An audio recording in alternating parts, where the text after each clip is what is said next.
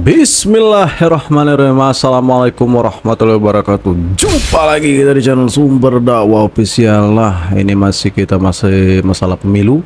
Oke, tanpa berlama-lama langsung saja kita mulai videonya. Bismillahirrahmanirrahim. Bersama ini kami Ubaidillah Badrun. Satu, Kira Ubaidillah Kadrun. mendesak penyelenggara-negara untuk menyiapkan suksesi kekuasaan dengan cara bermartabat Ubaidillah Kadrun. dan beretika demi kepentingan yang luas yaitu bangsa dan negara.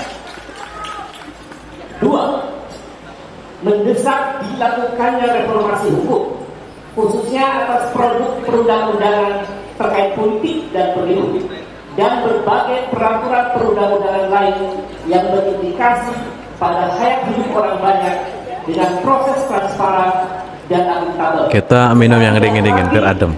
Merumuskan hukum yang substansinya mengabaikan kedaulatan rakyat. Kita agak emosi guys, karena sudah berbuka kan jadi boleh. Masa kita nggak batal? Kepentingan segelintir orang, apalagi satu keluarga.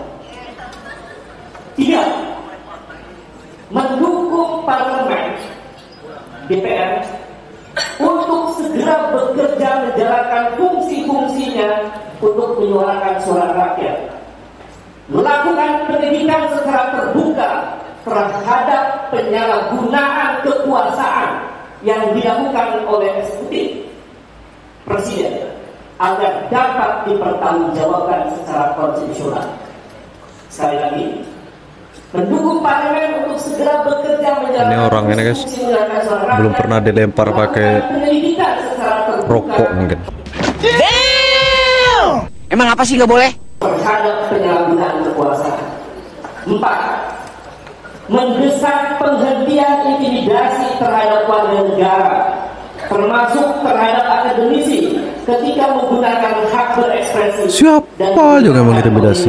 Untuk mematuhi konstitusi dan negara hukum. Maaf ya, pertama Pak adalah Bahlil ganteng. setiap warga negara mempunyai hak politik dan punya hak juga untuk berpendapat dan punya preferensi terhadap pilihan Betul politik. Pak.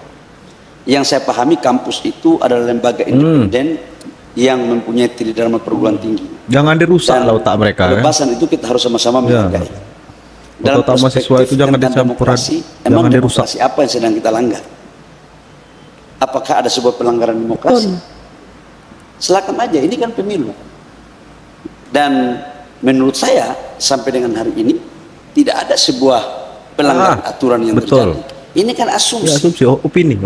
Dan ciri-ciri dalam Menyesatkan. pertarungan kalau orang yang sudah kalut, udah merasa dukungan elektoralnya udah nggak signifikan, itu selalu membuat alibi banyak masalah. Contoh dulu pemakzulan, contoh dulu etika, contoh dulu, bukan dulu lagi, sekarang itu bilang koalisi pasangan tertentu dengan yang lainnya, 01, 03 lah katakanlah begitu. Habis itulah nggak mempan lagi, bikin lagi pilihan nomor berapa lagi gitu. Ini mah teori orang udah nyaman. Udahlah tunggu 14 Februari aja. Wis. Ya, dulu juga pernah dibilang begitu oleh keponakannya Pak Mahfud. Ada seorang pakar IT dari Produser ganteng. ya, menciptakan robot yang bisa membongkar kejahatan IT-nya KPU. Jadi bilang silakan aja datang. Kalau didatangkanlah orang itu ke DPR. Dan setelah dia menerangkan sesuatu, di tim kita itu juga ada profesor ITB, profesor IT. Dia bilang, ini anak baru tamat S1 kemarin. Ya dia nggak ngerti apa-apa entah soal ini. Terus setelah dia menerangkan, kita ditanya sama hakim, ada yang mau ditanya nggak? Saya bilang, enggak ada yang mau ditanya. Ya, jadi kita ketawa semua. Juga sempat pada waktu itu pas saya Didu dihadirkan sebagai ahli, sebagai saksi. Tapi dia punya pendapat sendiri-sendiri. Jadi saya bilang, hakim juga tanya sama saya, apa yang ada yang mau ditanya? Saya bilang, Pak Said Didu ini kan dihadirkan sebagai saksi, bukan sebagai ahli. Tapi dia sebagai saksi dia berpendapat sendiri, menurut pendapat saya begini, karena nggak relevan sebagai saksi. Akhirnya kita nggak nanya apapun. Jadi kalau sekiranya ini sidang benar-benar terjadi, ya kita nggak terlalu khawatir. Karena skup ruang lingkup Kapolda kan bisa ya, betul. Ini kan wilayah Indonesia ini kan terdiri atas 30 sekian, 39 provinsi kan. Harus menang itu kan setengah provinsi plus 1. Kapolda itu kan hanya di satu provinsi. Kalau dia mengungkapkan terjadinya penipuan segala macam pengerahan massa di tempat yang dia sendiri menjadi Kapolda, apa bisa menggugurkan 39 provinsi yang lain? Artinya dia memang punya batasan wilayah kekuasaan dia. Ganteng. Kalau bisa mengatakan TSN terstruktur kan masif dan sistematik. Kita akan tanya secara sistematik, Anda bisa buktikan ada Kapolda di mana? Maksudnya Kapolda Bali, apa Anda tahu yang terjadi di Aceh? Betul. Berarti meskipun itu terbukti tapi tidak bisa menggugurkan Mungkin terbukti di satu tempat itu aja. Tapi pun untuk mengatakan bahwa itu terbukti di satu wilayah Kapolda, agak.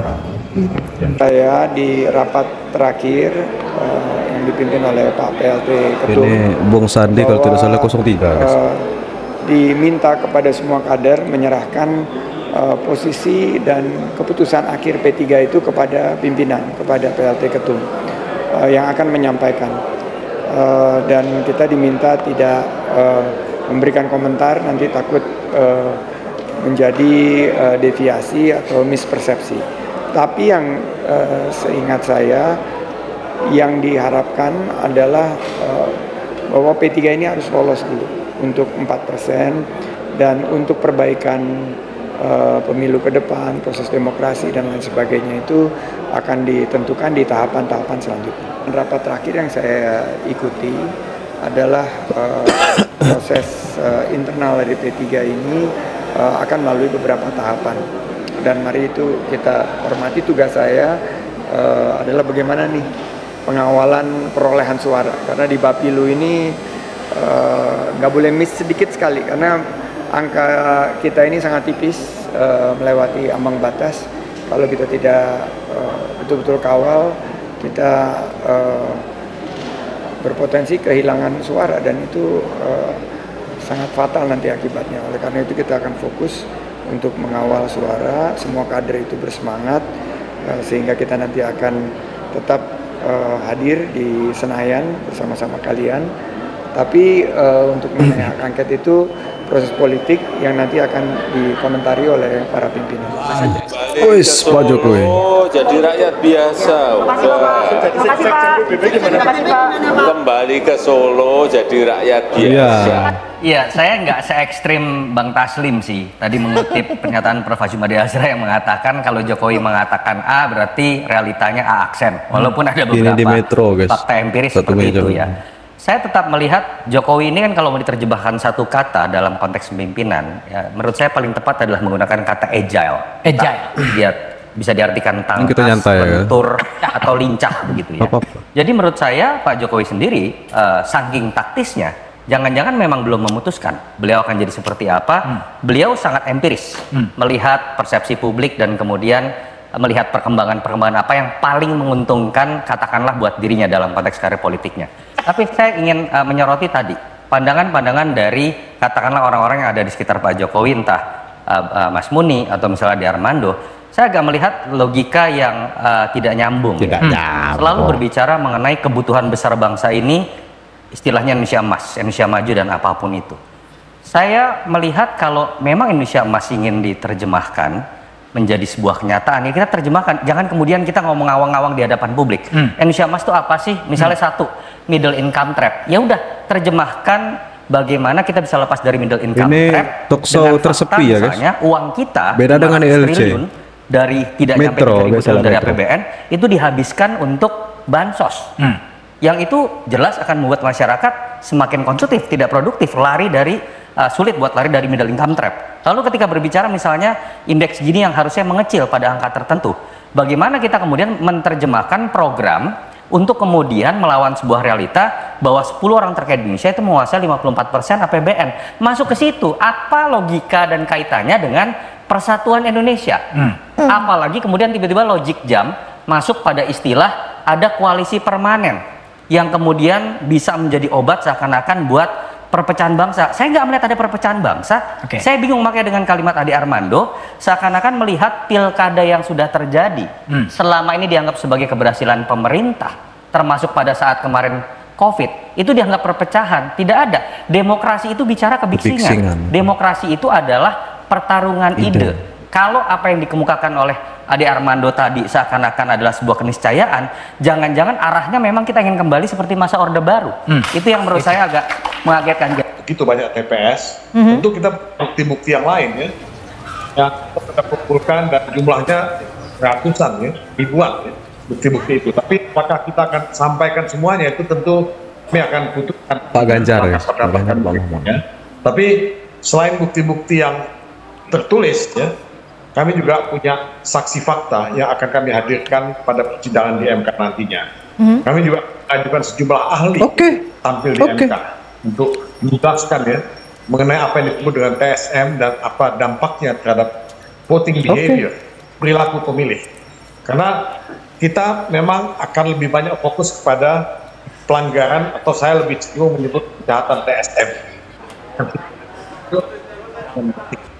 Dan ini bisa dibuktikan sebenarnya. Bisa dibuktikan dari berbagai ilmu pengetahuan. Kalau kita bicara psikologi politik, ya dampak dari pernyataan-pernyataan, sikap-sikap, kebijakan-kebijakan yang politik itu mempengaruhi perilaku pemilih. Padahal berbagai sengketa kan bisa diselesaikan sebelumnya. Misalnya macam-macam. Di buku keempat Undang-Undang Pemilu ya, itu satu buku sendiri mengatur soal mekanisme bagaimana merespon berbagai bentuk kecurangan. Ada mulai sengketa administrasi, ya, pelanggaran administrasi, ada sengketa proses, ada PHPU, dan semuanya punya turunan-turunannya. Dan kalau kami, ya, sebagian besar kami tempuh dan sudah memiliki kekuatan hukum. Nah, sehingga sekarang kalau ada teman-teman mempersoalkan banyak hal, mulai dari soal kewenangan Mahkamah Konstitusi, kami juga punya ya banyak sekali dengarkan ahli, itu baik-baik. Yang akan menyatakan penguatan argumentasi bahwa memang Mahkamah Konstitusi itu punya kewenangan yang memang khusus ya, yaitu mengadili perkara yang bisa berpengaruh terhadap hasil pemilihan.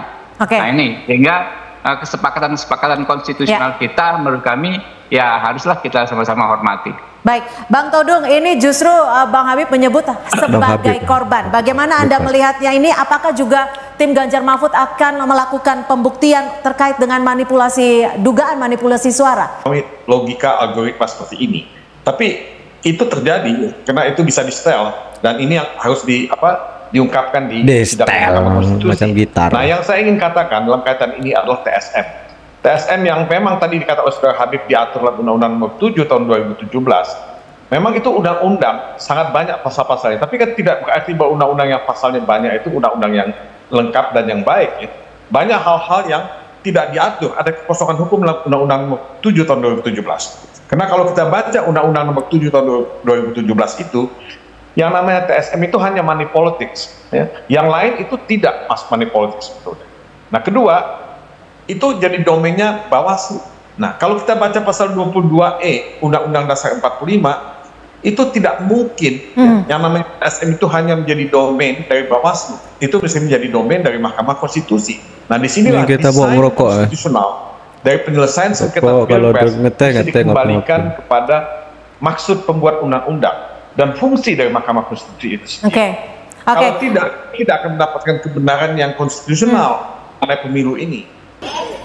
Seruan Salemba 2024, tegakkan konstitusi, pulihkan hak kewargaan dan peradaban. Sudah tegak, Nek. Ini nenek apa, Ibu? Para ilmuwan merupakan warga negara yang memikul beban kepemimpinan moral dan intelektual. Kami memiliki sikap politik yang dilandasi oleh kebenaran ilmiah dan kepekaan sosial. Pertama, konstitusi mewajibkan presiden sebagai kepala negara dan kepala pemerintahan untuk berdiri di atas semua golongan. Dalam prakteknya terjadi penyalahgunaan kekuasaan dengan rekayasa hukum atau politisasi judisial yang makin meruntuhkan demokrasi, diubahnya berbagai aturan dan kebijakan, melemahkan pemberantasan korupsi dan merugikan hak rakyat dari bidang kesehatan, tenaga kerja, hingga mineral dan pertambangan yang berakibat tersingkirnya masyarakat ngomong apa tuh? Keanekaragaman hayati sebagai sumber pengetahuan pangan dan obat-obatan. Ketua Dewan Ideologi DPP PAG MNI sekaligus putra sulung Soekarno Guntur Soekarno-Hatta Putra menyebut nasib Presiden Jokowi bisa ditentukan jika paslon Ganjar Mahfud menang Pilpres 2024. Guntur juga menyinggung soal wacana pemakzulan Presiden Jokowi. Sudah tercapai kekuasaan dan hak prerogatif ada di Ganjar Pranowo dan Mahfud MD, baru yang lain mau kita apa-apain itu. Ya Allah, ini kakek-kakek dan guys, aduh. Termasuk Jokowi itu mau kita apain, kita nantilah.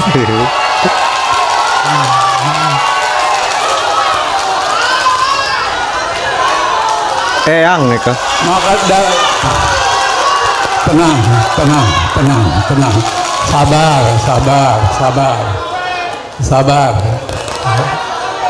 sabar. Ini penontonnya tangkap Jokowi gitu, penontonnya. Ada yang situ ya kan ditangkap. Tolol gitu, tolol banget. Saya boro-boro ngurusin orang, Bu, apalagi ngurusin partai, ngurusin itulah sebenarnya yang akan saya bawa itu justru hal-hal yang seperti itu, Bu. Apanya sih? Itu yang orang baperan sekarang, Bu. Oh. Kalau orang semuanya betul, ini keren, ganteng. Ya. Kalau di waktu saya tinggal di Inggris itu setahun kurang. Tinggal di Inggris. Pernah tinggal di Inggris? Setahun kurang 12 bulan. Setahun kurang 12 bulan. Pernah berarti. Setahun kurang 12 bulan. Oke. Di Pare. Di Jawa ya. Di Sulawesi ada juga. Di mana aja itu. Nah, itu kalau udah kayak politisi dia ngaku-ngaku. Harus bukan belajar. Jangan ngadi-ngadi deh lu. Ya kalau dikit-dikit, Bu, nanti kan kesananya kan akan lebih ngaco lagi saya. Negara yang makmur negara maju, negara enggak maju, belum tentu maju, Bu. Ini yang makmur itu pasti kebahagiaannya tinggi loh, Bu. Ya, Bu. Kebahagiaannya tinggi. Nah, itu yang saya mau terapin tuh, kebahagiaan itu. Oke. Kalau sampai semuanya bahagia itu nggak ada baperan. Oh. Misi Bang Komeng bahagia. Oke. Yang marah dia. Ya, betul. Itu banyak tuh. Yang marah. Saya bercanda sama Abdel, yang marah orang. Padahal Abdel girang-girang aja, Bu. Itu kan karena dari kurang bahagia menurut saya. Oh, jadi Komeng mau bilang politik itu jangan dibawa baperan. Nah guys, ditutup dengan statement Bang Komeng yang lolos. Alhamdulillah Bang Komeng ini, wis keren. Lolos di Senayan. aduh ya Allah, pokoknya betul kata Bang Komeng. Jadi kalau ingin terjun ke dunia politik itu jangan baperan. Masa kalah dengan Bang Komeng, malu lah kira-kira elit-elit politik yang sudah sudah lama di dunia politik kan. Aduh, pokoknya tadi masih masalah pemakzulan apalah, tadi ada yang kakek-kakek tadi, aduh no comment lah saya guys. Pokoknya sudah, kita jangan mau dipecah belah, kita jangan mau diadu domba, kita tetap jaga persatuan Indonesia, kita tetap anteng, adem, ayem. Mereka akan demo tanggal 19 Maret. Nah, biarkanlah mereka demo. Ini bulan puasa kan guys. Kalau saya jujur, saya tidak tahan kalau bulan puasa. Mungkin pingsan di jalan mungkin. Nah, saya akhiri. Semoga video tadi menambah informasi yang terbaru bagi kita.